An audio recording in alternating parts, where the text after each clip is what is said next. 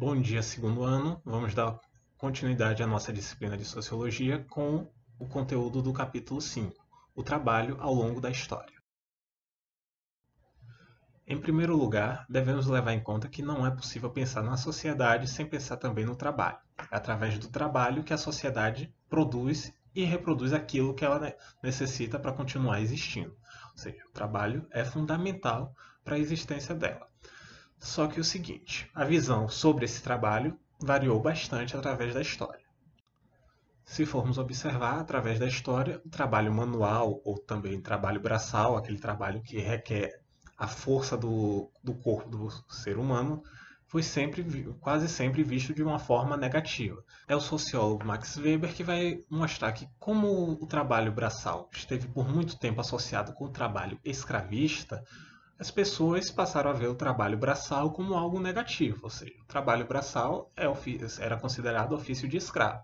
Então, as pessoas não queriam ser associadas àquele tipo de trabalho. Então, a partir daí, há uma valorização do chamado trabalho intelectual. É a partir da Revolução Industrial, a partir da Revolução Francesa, ou seja, com a emergência dos movimentos operários, que o trabalho começa a ser discutido e tratado seriamente e, de certa forma, mais valorizado. O filósofo alemão Friedrich Hegel é o filósofo alemão Hegel que vai entender o trabalho como a intermediação entre a razão humana, ou seja, o nosso pensamento, e o mundo, ou seja, a forma como o ser humano se relaciona com o mundo ao seu redor se dá justamente através do trabalho. Dessa forma, o Hegel vai entender o trabalho não só como algo necessário à sobrevivência humana, como também algo fundamentalmente humano. Ou seja, para o Hegel é justamente o trabalho que vai permitir o ser humano se diferenciar dos outros animais, porque através desse trabalho o ser humano exerce sua razão e transforma o mundo ao seu redor, racionalmente.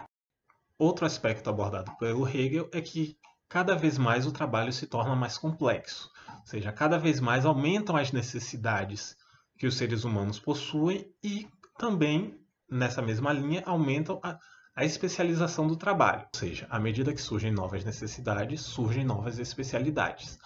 Só que com um porém.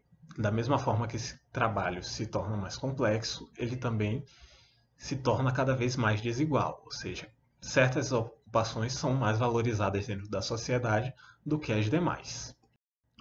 Seguindo essa linha apresentada pelo Hegel, a gente vai ter a noção que o Marx tem do trabalho. Assim como Hegel, Marx considera o trabalho como a forma essencial do ser humano obter a sua sobrevivência, e também o trabalho enquanto uma atividade que diferencia o ser humano dos demais animais.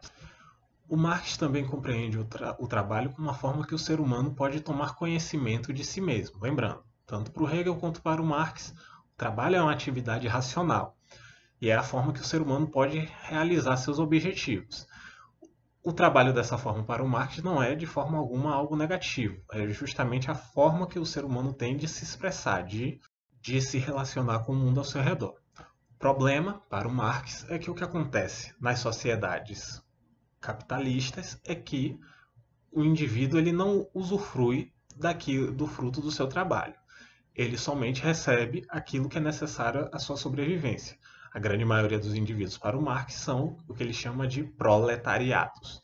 O que significa isso? Proletariado, o nome diz, vem de prole, ou seja, é o trabalhador que recebe somente o necessário para a sua sobrevivência e da sua família. Ou seja, dessa forma, o fruto do trabalho do trabalhador não pertence a ele, e sim ao burguês capitalista que explora essa força de trabalho. Então, esse fato do trabalhador não poder realmente colher os frutos do seu trabalho é que gera para o Marx toda essa relação negativa que grande parte das pessoas tem para com o trabalho. Bom, é isso. Encerramos por aqui. Deixo, como sempre, a indicação da leitura do capítulo no material didático e deixo para vocês a seguinte atividade. Em um mínimo de 10 linhas, responda a seguinte questão. O trabalho é um aspecto positivo ou negativo da vida humana? Até lá!